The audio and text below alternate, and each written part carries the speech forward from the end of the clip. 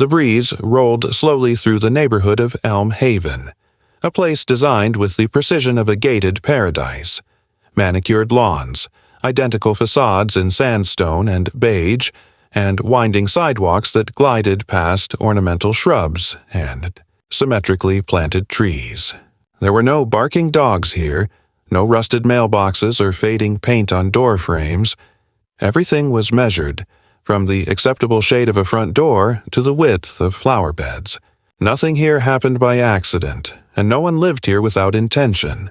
For Judge Stephen Marlowe, who had built a career parsing truth from illusion in the cold geometry of federal law, Elm Haven had seemed like the safe choice. Controlled, quiet, clean. Perfect for recovery. Ideal for forgetting. It had been 2 years since the stroke took half the movement from his daughter's body, leaving her right side partially paralyzed and her speech slowed to a careful, deliberate cadence. Emma had been 12 then, bright-eyed and too mature for her age, the kind of child who read courtroom transcripts for fun and beat adults at chess without noticing their frustration. The stroke came like a thief in the night, and though she survived, something in her had changed forever. But Stephen, a man not known for sentimentality, made a silent vow beside her hospital bed as machines whispered and blinked. If the world wouldn't bend for her, he would make sure it didn't break her either. When they moved to Elm Haven, it wasn't on a whim. It was calculated, close enough to the city for his responsibilities, far enough to shelter her. The community boasted of its peacefulness, its security, its family-first mentality. Emma had her own room, a modified van with side access, a motorized wheelchair they both learned to maneuver with patience and precision. Every morning, without fail, they took walks along the outer edge of the neighborhood. For Emma, it was freedom. The wind in her hair, the warm concrete beneath the wheels, the thrill of small inclines. For Stephen, it was routine. The only consistent rhythm left in a life that had been split into a before and after he never asked for. It was during one of these walks, a week into their new life in Elm Haven, that they first met her. She stood across the street like a statue carved out of spite. Tall and thick-boned, with cropped gray-blonde curls and a neon-pink fleece stretched tight over her torso. Karen Dilworth wasn't smiling when she approached. She carried a clipboard, not metaphorically but physically, a real plastic clipboard with papers clipped too neatly and a pen tethered by string. Her gait was purposeful, with the kind of entitlement that didn't feel earned so much as absorbed. She didn't introduce herself, didn't offer a name or ask for theirs. She simply stopped in front of Emma's chair and pointed to the fire hydrant beside them. "You can't be here," she said, voice flat and loud. "That's a municipal obstruction. If the fire department needs access, that chair would be a liability." Stephen blinked, uncertain whether to laugh or to speak. Emma, for her part, lowered her eyes. The joy that had been on her face seconds earlier was already retreating. "We're just resting," Stephen replied carefully. "My daughter's chair's motorized. It moves in under a second. I don't think we're a safety hazard." Karen didn't waver. Resting isn't an excuse. The community has sidewalk policies. There are designated resting areas, not public utility points. This is a violation. "Of what, exactly?" he asked, keeping his voice measured. "Of common sense," she snapped. "An Elm Haven Regulation 12B, obstruction of municipal property. It's in the welcome packet, page 18. There was a silence then, thick and lingering. Stephen tilted his head. He didn't move toward her, didn't raise his voice or square his stance.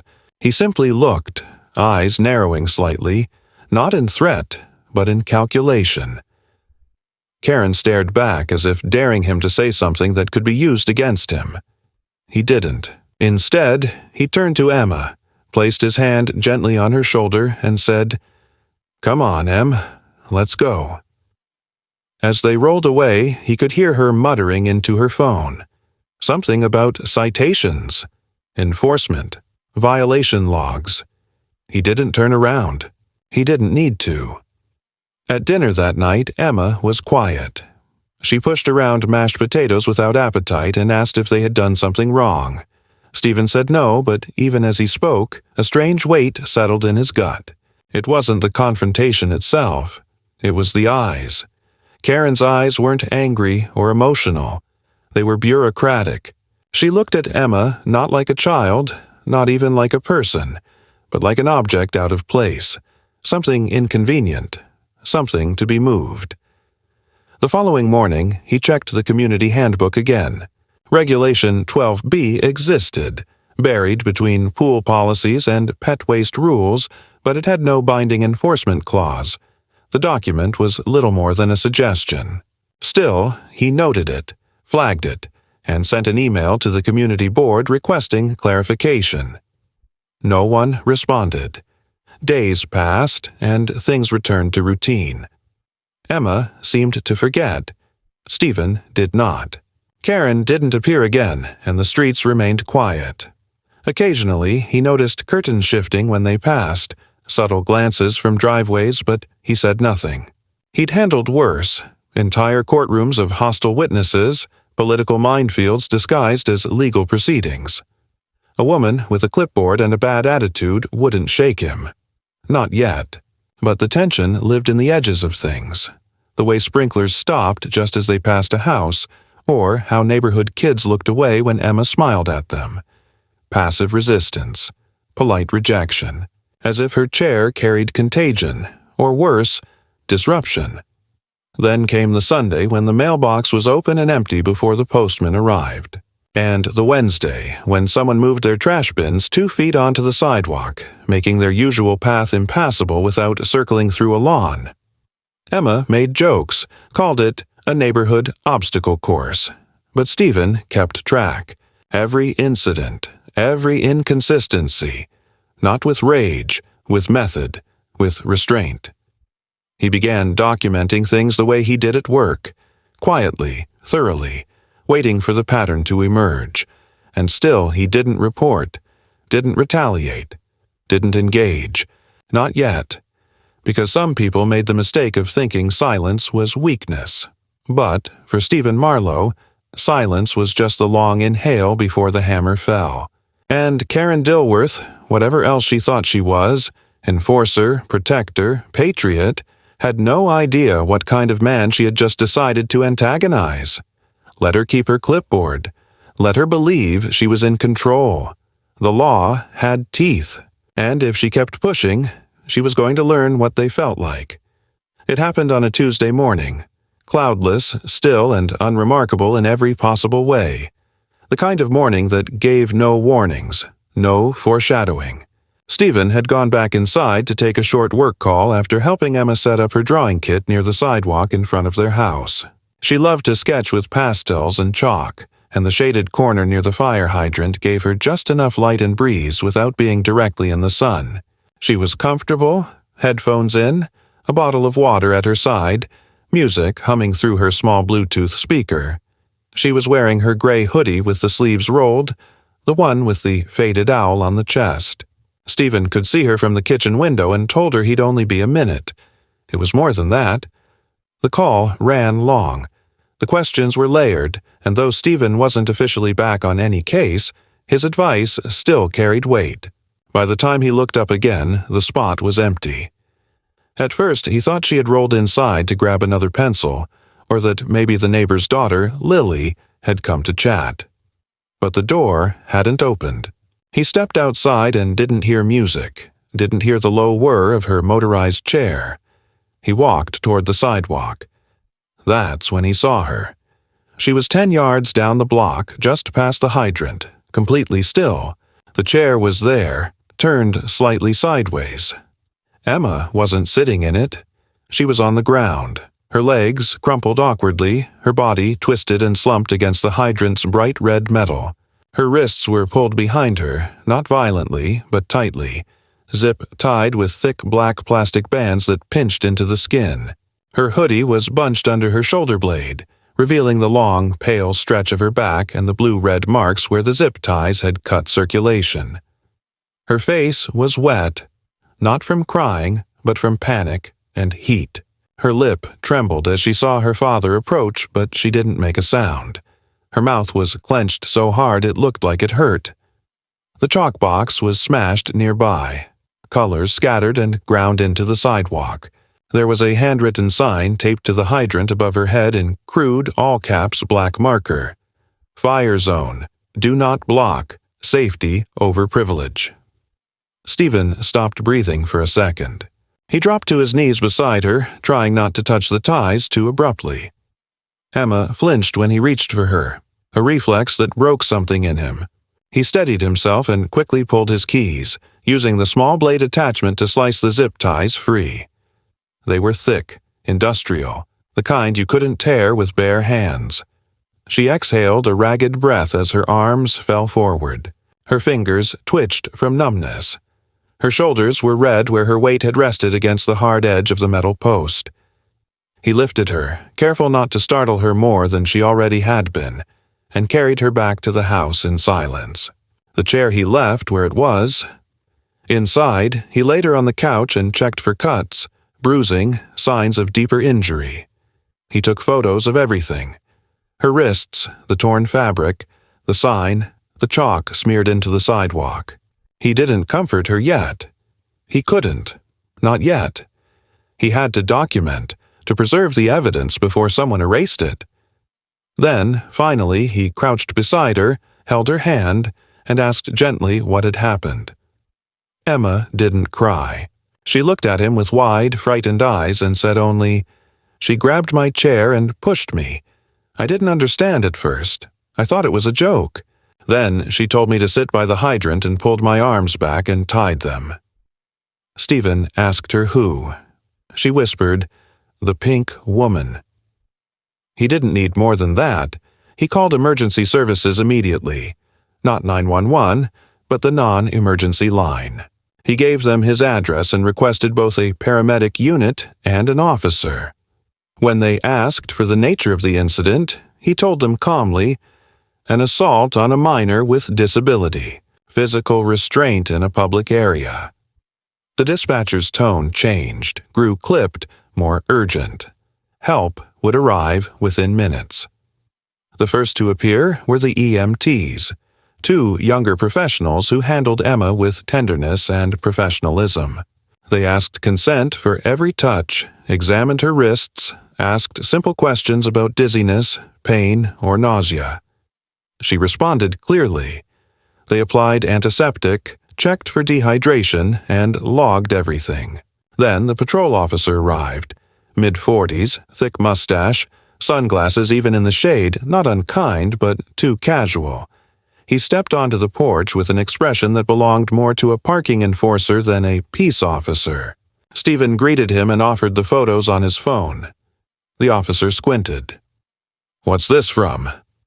"My daughter," Stephen replied. "That's her blood. Those are her wrists. She was zip-tied to a hydrant." The officer raised an eyebrow but didn't look angry. More skeptical. "And do you know who did this?" "Yes," Stephen said without hesitation. "A resident named Karen Dilworth. She's confronted us before. My daughter recognized her." The officer nodded slowly, as if weighing whether to take this seriously. "Do you have a witness?" Stephen gestured to Emma, still lying on the couch with an EMT checking her blood pressure. "I mean a third party," the officer clarified. Stephen's jaw tightened. "You have physical evidence, a first-hand statement from a minor, and medical professionals on site treating injuries. That's more than probable cause." The officer took a long pause, then asked, "Did anyone else see this happen?" "I don't know," Stephen admitted, "but this happened 20 feet from our door. Someone heard. Someone saw." The officer didn't write anything down. Instead, he shifted on his feet and asked if Stephen would like to settle this through the neighborhood board, instead of escalating into criminal territory. That's when Stephen realized he wasn't just fighting one person. He was standing against a wall of quiet complicity and local loyalty.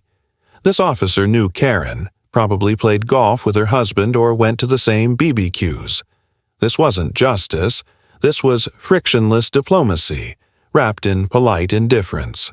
"I'm requesting this be recorded as a formal assault on a disabled minor," Stephen said, his voice low and exact. "I will follow up through state channels if this report is mishandled." The officer blinked, then nodded once. "All right, I'll file the paperwork." He turned without further comment and walked down the path, slow and unconcerned. Stephen watched him go. Then he stepped inside and closed the door. He didn't speak to Emma right away. He brewed tea the way she liked it, vanilla with too much honey, and brought it to her without a word. She sipped it quietly, curled under a blanket. When she looked up, she asked, "What do we do now?" Stephen didn't answer right away. He didn't say, "Call the press," or "Install cameras," or "Go viral." That wasn't his way.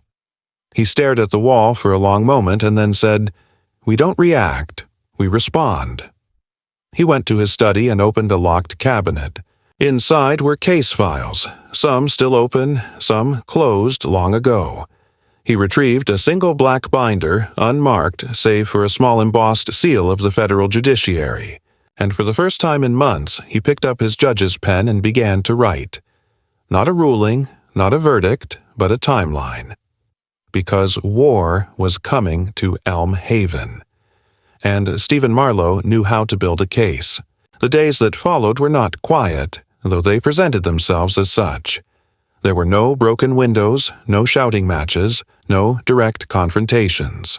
But Stephen Marlowe, whose profession had trained him to detect tremors long before the quake, knew when pressure was being applied. It was there in the subtle rewiring of the neighborhood's atmosphere, like a gas leak you couldn't smell but could feel in your teeth. The air in Elm Haven had shifted. He noticed it first in the mail. A letter, unsigned, typed in all caps with no return address, appeared folded once and tucked precisely into the crease of their doormat. It read, "Not everything is about you. Don't make trouble." That was all. No threats, no specific accusations. Just a sentence, clipped and sterile, like an administrative note left on a corpse. The second sign came the next morning when their trash bins weren't collected. Every other house had their garbage cleared. Only his remained untouched. The lids were still in place, the bins neatly aligned. Nothing obstructed the street. When Stephen called sanitation, they confirmed the request for service had been canceled by someone within the residence, using his own name. He had made no such call. He asked for the recorded phone number, but the department claimed their logs were cleared after the job was marked as completed. Another form of erasure, another move on the board. Emma noticed it too. Not at first, not in a loud, overt way, but in the slight tension she carried in her shoulders during their walks. She no longer brought her sketch pad. She kept her eyes forward. When other residents passed, she didn't wave. The children she used to greet had started to look through her, as if acknowledging her would pull them into a category they didn't want to be part of. Even the dog walkers avoided the strip of sidewalk in front of their house, crossing to the other side as if Emma were contagious. Stephen didn't tell her to ignore it. She was too smart for that, and too hurt. Instead, he adjusted their routine. They walked earlier, when the streets were still gray and wet with morning dew, and the silence was less loaded. Then came the letter from the neighborhood board. It arrived in an envelope with gold trim, the kind usually reserved for community event invitations or fundraisers. But inside was a formal citation. Violation of Community Ordinance 3.7a. Repeated use of public utility access points for stationary activity without permit. Beneath it, a fine of $450. Attached was a photo, grainy, zoomed, time-stamped, showing Emma's wheelchair beside the fire hydrant, the one she had been tied to. The image was taken from a high angle, likely from the second-story window of a nearby home. In the corner of the image, partially obscured by foliage, was the outline of a woman in a pink fleece jacket. Stephen read the document 3 times. It made no reference to the incident. It did not acknowledge the investigation. There was no mention of his filed report or the injuries sustained. It treated his daughter as the offender. It treated the hydrant as the victim. He placed the letter on his desk, pressed his palms flat against the wood, and allowed himself one long exhale. He didn't yell, he didn't break anything, but his next move was methodical. He drafted a response, 3 pages, single-spaced, legally structured, citing ADA regulations, federal precedents, and photographic evidence of targeted discrimination. He delivered it by hand to the administrative office, where a young receptionist with a frozen smile accepted it without comment. He asked when the next board meeting would be. She told him the schedule was members only. He reminded her that he was a homeowner and therefore, by their own charter, a voting participant. She didn't reply, just nodded and tapped on her keyboard, eyes never leaving the screen. That weekend, a neighbor across the street, an older man named Reynolds, approached Stephen while he was watering the small row of shrubs by their porch. Reynolds didn't greet him, didn't ask about Emma, didn't pretend friendliness. He just said, "Karen's been on the board since the beginning. People here don't like friction. You might want to consider finding somewhere else." Then he walked away. No threat in his voice, but no concern either. Just a bland dose of advice delivered like a grocery list item. Milk, bread, relocation. That night, Emma found chalk markings near the hydrant. Not drawings, messages. One read, "Fire lane, not cry space." Another said, "We're all watching." The handwriting was too clean for a child. Stephen took photos, wiped the pavement clean, and filed another report. No response came. No acknowledgement. He wasn't surprised. When the next board meeting was announced, posted on the central mailbox bulletin without digital notice, Stephen showed up 15 minutes early. The room was a bland hall with beige walls and stackable chairs. A pitcher of lemonade sat untouched on a folding table. There were about 20 residents present, mostly older couples, a few middle-aged men in polos, and at the front, seated behind a table adorned with a plastic sign that read Community Leadership Panel, sat Karen Dilworth. She didn't flinch when she saw him. She smiled, wide and artificial, like a beauty queen on Judgment Day. "Stephen," she said brightly, "glad you could join us. I didn't think you'd be interested in volunteer policy." "I'm interested in a great many things," he replied, his voice cool.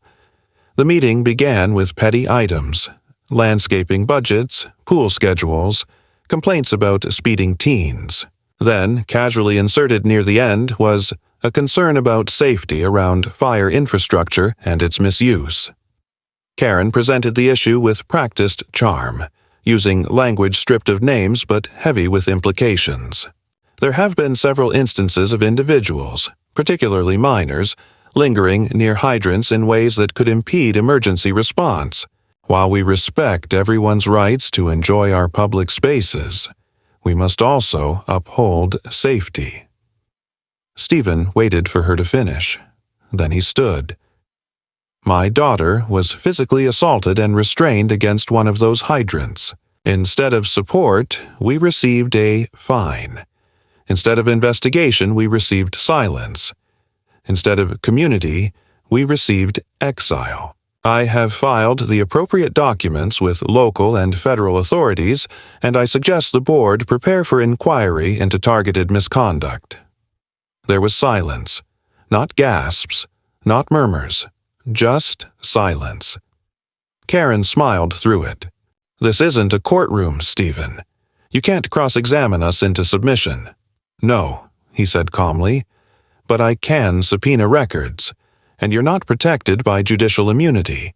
You're volunteers." The room shifted then, not all at once, but subtly. A few glances exchanged. A few people shifted in their chairs. The illusion had cracked. Karen's voice remained chipper, but her fingers gripped the edge of the table. "We'll make note of your concerns. As always, we aim to be inclusive and fair." Stephen nodded once and sat back down. He didn't need a confrontation. He needed a record.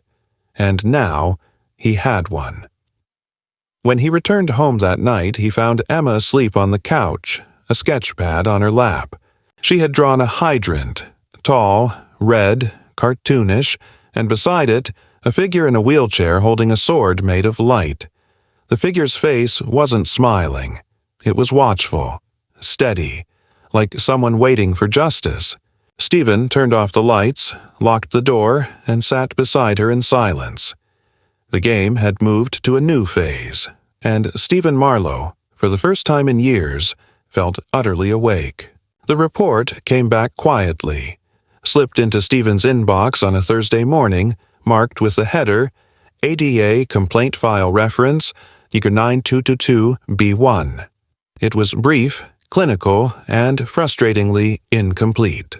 The county investigator noted, insufficient evidence to pursue a full violation at this time, citing limited witness corroboration and the absence of third-party confirmation regarding the incident involving Emma and the fire hydrant. They concluded with a vague promise to monitor future developments and reassess if additional data arises. Stephen reread the 3-page document, jaw clenched, eyes scanning for loopholes in their reasoning. There were none. It was a message wrapped in a legal fabric. They would do nothing. At least, not now. Emma sat across the room at the kitchen table, sipping orange juice through a straw and pretending not to notice the tension spreading across her father's shoulders. She was getting good at reading him again. There had been a time, before the stroke, when she knew every one of his tells. His eyebrow twitch when he was annoyed, the long pause he took when thinking through a problem, the precise way he tapped his pen when something didn't add up.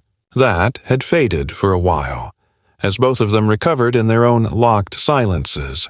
But now, in this battle, they had begun to understand each other again. She said nothing. He appreciated that. The next escalation came not from Karen, but from a woman named Melinda Parks. She had not made herself known before now, but as vice chair of the board and close ally of Karen, she held significant sway. Stephen found her name listed on a new document delivered to his door, an invitation to a special discussion regarding harmonious use of the community spaces. Though the language was bland, the subtext was obvious. The meeting was to be held not in the usual town center, but in Melinda's home. A calculated power move. It was invitation only. Stephen was listed last on the roster. He didn't reply. He simply showed up. The home was massive, sterile, decorated like a Pottery Barn showroom left out in the cold. Inside were 8 people, mostly board members, sipping wine from stemless glasses and making small talk in muted tones. Melinda greeted Stephen with a controlled smile and offered him water with lime, which he declined. Karen was there too, seated like royalty at the edge of a sectional sofa, dressed in another tight pastel sweater, her legs crossed with deliberate poise. She didn't speak first. Melinda did. She launched into a speech about divisive energy and the importance of preserving neighborhood unity, citing recent tensions as deeply regrettable misinterpretations. Karen eventually chimed in, speaking of her deep concern for safety and unfortunate misunderstandings that had been taken too far. Not once did either woman mention Emma's name. Not once did they use the word assault. Not once did they acknowledge that a child had been physically bound to city infrastructure under their watch. The conversation was being framed as a matter of decorum, not consequence. Stephen listened silently, watching them the way a hawk watches a field. When they had finished their performance, he leaned forward slightly, lacing his fingers. "There seems to be a misunderstanding," he said calmly. "You're assuming I came here to negotiate. I didn't. I came to listen, to see how far this rot has spread." Karen stiffened and Melinda blinked rapidly. One of the older men seated in the corner cleared his throat but said nothing. "I have already filed with the Department of Justice's Civil Rights Division," Stephen continued, voice flat. I've submitted a formal complaint under Title II of the Americans with Disabilities Act, citing systemic obstruction of access, harassment, and negligence. I've also requested a federal compliance audit of this community's governing policies, specifically the procedures by which citations are issued and enforced. There's no statute of limitation on systemic discrimination. Karen's mouth opened, but no words came. I suggest you speak to your legal counsel, Stephen said, standing slowly. And if you don't have one, you'll need one soon. He left the room without another word, the door clicking shut behind him like the sealing of a verdict. That night, the silence in the house was different. Not tense, not fearful, charged. Stephen sat beside Emma on the back porch, beneath the dim orange wash of the security lights. She had drawn something again, though she kept the sketchpad to herself. He didn't ask to see it. They listened to crickets for a long time, the kind of quiet where even breathing feels ceremonial. Then Emma asked softly, "Do you think she'll stop?" Stephen thought carefully before answering. "No," he said at last. "Not until someone tells her she's not in control anymore. People like her don't stop. They get stopped." The next morning, an envelope appeared under their doormat. No postage, no name. Inside was a printed screenshot of Stephen's judicial profile from a government website. It was highlighted in yellow with the words "Misconduct Risk" scribbled across the page in thick red marker. He scanned the note for fingerprints, found none. Of course not.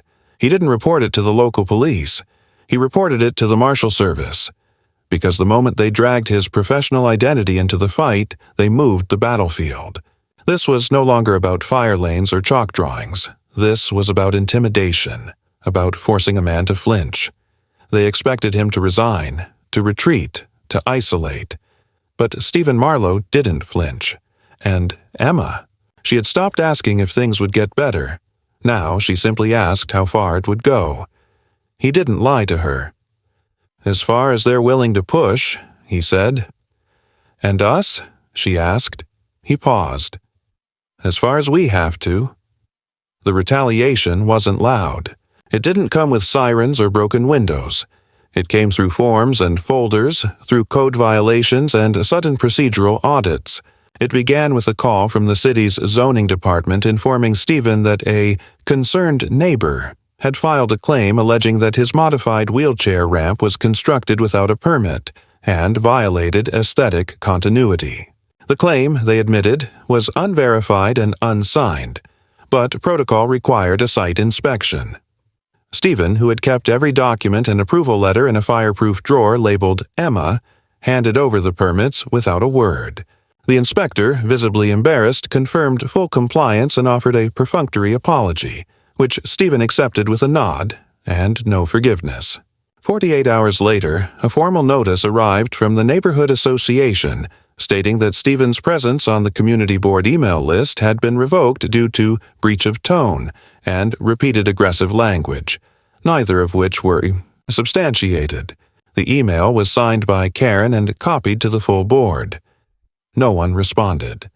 The message was clear. He was being removed not for what he did, but for who he was becoming. A problem. Not just a nuisance, but a legal threat.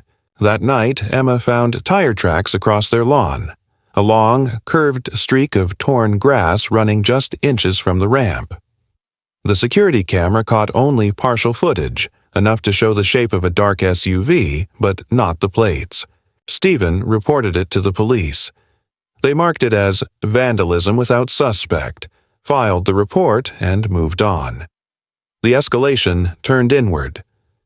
Emma began refusing to go outside. She said little, kept her sketchpad closed, music off, eyes lowered. Stephen tried to coax her back into her routine, but she refused with a quiet finality that he didn't challenge. Instead, he adjusted. They moved their meals to the sunroom, where the windows faced the garden instead of the sidewalk.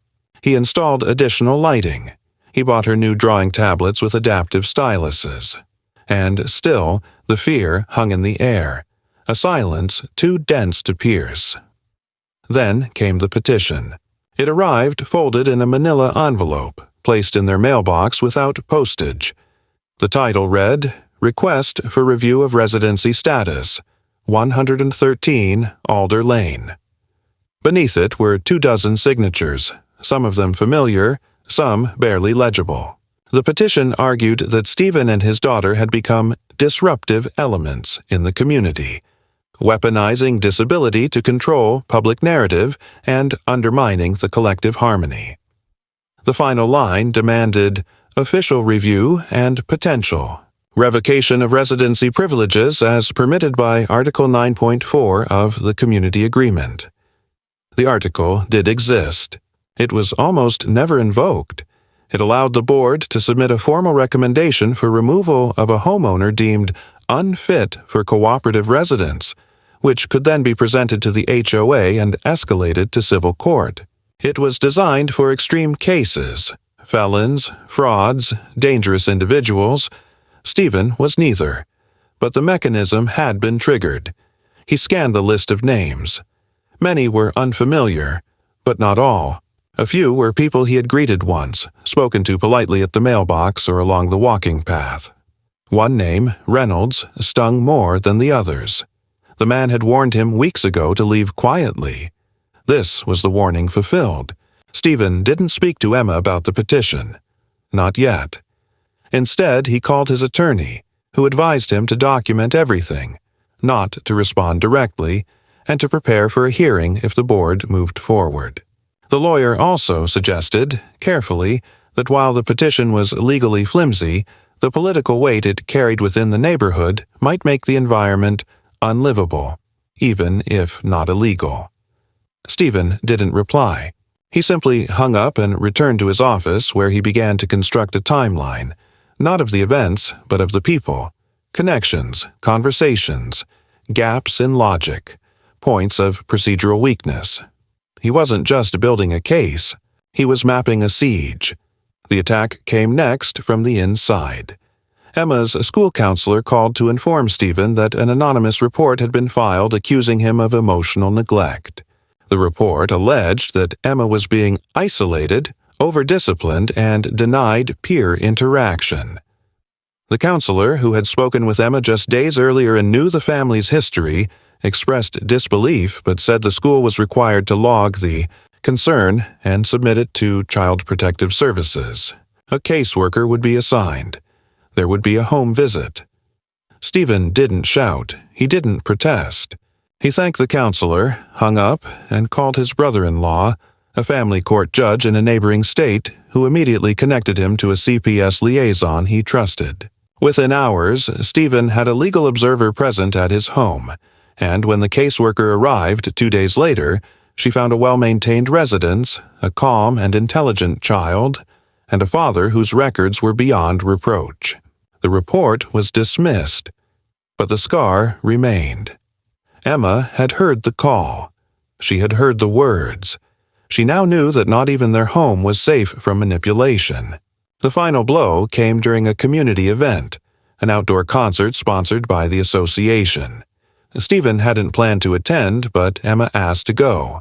It surprised him. She wanted to be seen again.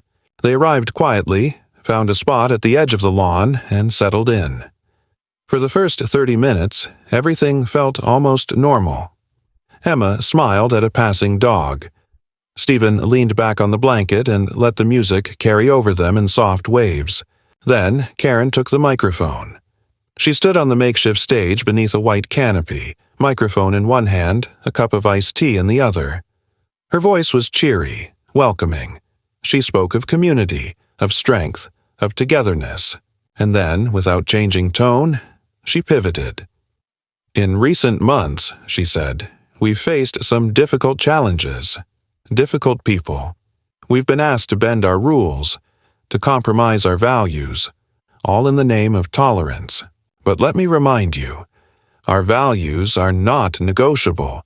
They're what make this place worth living in. Stephen sat up.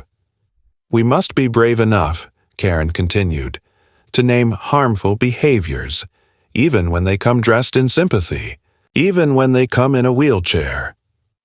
The air left the space. Stephen stood, slowly, and locked eyes with her. Emma said nothing. Karen didn't look away. He didn't shout. He didn't storm the stage. He turned, gently placed his hand on his daughter's shoulder, and walked her away from the lawn. That night, as he sat at his desk in the dark, the final piece clicked into place. They had built a culture of quiet cruelty. They didn't scream. They didn't hit. They didn't vandalize in the night or hurl slurs in the street. They erased. They redefined. They made victims into burdens. They made safety into arrogance. They made resistance into selfishness. And now, Stephen had everything he needed. He opened a folder titled Marlowe v. Elm Haven Association and began drafting a civil rights suit. Not just for Emma, but for every family who had ever been told to stay quiet or leave. And this time, he wouldn't knock on their door. He'd drag them into court and make them answer for every silent cut they'd made. The courtroom wasn't grand. It wasn't the high, vaulted marble Stephen was used to from his years on the federal bench. This one was smaller, more intimate, tucked into the county municipal building with its flickering fluorescent lights and worn wood panels. But it didn't matter. The law felt the same here. Cold, sharp, precise. And finally, the law had teeth again. Stephen sat beside his attorney, Janelle Carr, a composed, razor-bright civil rights litigator whose reputation had been forged through years of surgical litigation against institutional abuse. She didn't talk much. She didn't need to.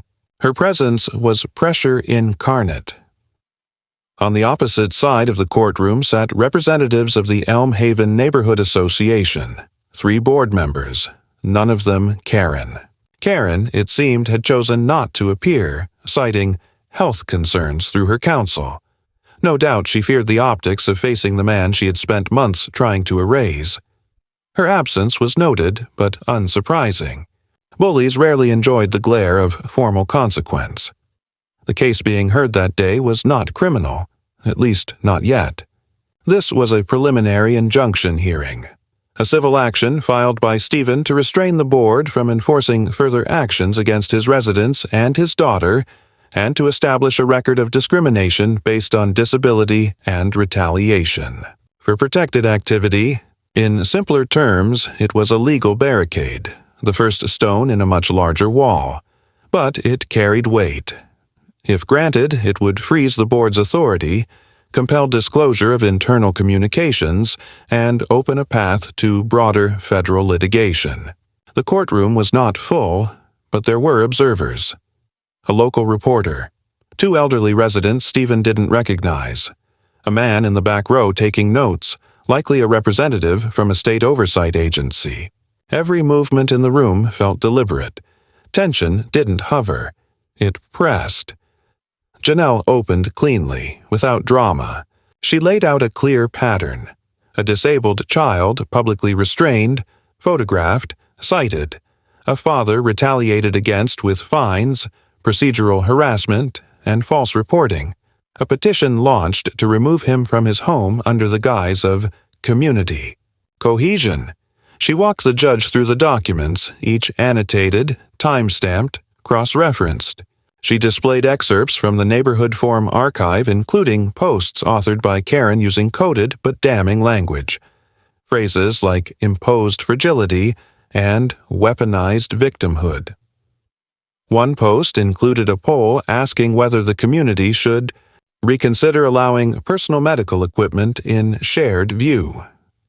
The judge, gray-haired, expressionless, known for his dislike of spectacle, asked only one question after Janelle finished. Was any of this contested by the board? The opposing attorney, a corporate generalist hired for containment rather than clarity, stood and mumbled a few soft lines about misunderstandings, standard procedures, and neighborhood expectations. He did not deny that the zip tie incident occurred. He simply called it an unfortunate misinterpretation of personal responsibility. The judge raised an eyebrow. Are you implying that a child in a wheelchair was responsible for her own restraint by a third party? The attorney blanched. Only that community members often act instinctively when safety is concerned. There was a pause. "No further comment, Your Honor." Stephen watched the room without speaking. He didn't flinch. He didn't smile. He simply observed, hands folded in his lap, listening to the system he had once served beginning to turn in his favor again. Not because of sentiment, but because of structure, because the facts, finally, had been given breath. Then Janelle called her final exhibit, the transcript of the community event where Karen, on microphone, publicly stated that they needed to name harmful behaviors even when they come in a wheelchair. The quote echoed across the courtroom as it was read aloud. The silence that followed was heavy. Not one person on the board's side looked up. The judge leaned back, fingers steepled beneath his chin. After a moment, he spoke. The language presented here, coupled with the pattern of punitive actions and the absence of internal checks within the association's governance, presents a credible basis for systemic bias. I am granting the injunction. The association is to cease all proceedings against the Marlowe residents, effective immediately. Furthermore, I am ordering the preservation of all internal communications, board meeting minutes, and resident complaint logs from the past 12 months. Any attempt to alter, delete, or destroy said documents will be considered contempt. This matter will proceed to full evidentiary review within 30 days. Adjourned. The gavel struck. There was no cheer, no applause, just movement. The board's lawyer quickly gathering papers, the two observers in the gallery standing and quietly leaving, the court clerk glancing once at Stephen before exiting through the side door. Janelle packed up her folder with practiced speed and looked at him. "This is going to get louder," she said. "I know," Stephen replied. Emma was waiting outside, not in the car, but just beyond the courthouse steps. She sat in her chair beneath the shade of a wide tree, eyes up, chin high. She had refused to be in the room, but she wanted to be close. When Stephen stepped through the doors and met her eyes, she didn't ask what happened. She simply nodded, as if sensing that something fundamental had shifted. That night, Stephen received an email. Not from the board, not from a lawyer, but from a man named Alan, a former resident who had moved out of Elm Haven after a dispute with Karen's faction. The message was short, apologetic, and attached to it were PDFs, copies of emails from internal board discussions forwarded to him before his departure. Among them was one in which Karen explicitly referenced Stephen as a threat to be neutralized before he poisons the structure. Another noted, "His daughter is a sympathy bomb. If we allow them to dictate visual standards, we lose the right to regulate anything." The timestamps matched the week before the petition against them began. Stephen sent them to Janelle without comment. She called 5 minutes later. "We just won the first battle," she said. "Now we go to war." And for the first time since this began, Stephen allowed himself to breathe, not because they were safe, but because the silence had been broken, and the world had started listening. The weeks that followed unfolded slowly, not with the sharp drama of a verdict or the spectacle of retribution, but with the quiet, methodical dismantling of something that once considered itself untouchable. The Neighborhood Association's board fractured almost immediately under the pressure of the pending litigation. 2 members resigned within days of the judge's ruling, citing emotional strain and loss of community cohesion. Melinda Parks attempted to rally support to restructure the board and shield Karen from personal liability, but her efforts collapsed.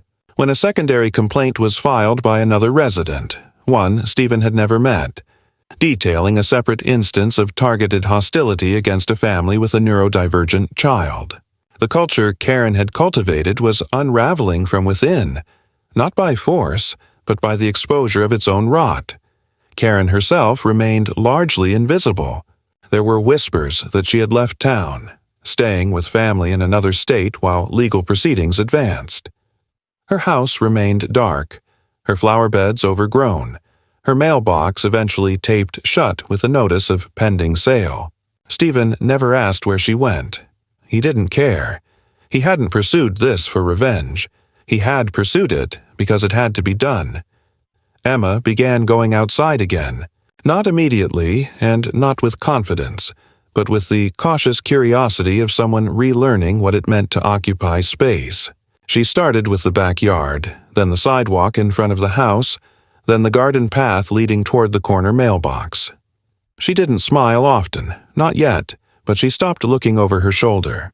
One afternoon, Stephen found her sketching at the edge of the driveway, the tips of her sneakers brushing the pavement.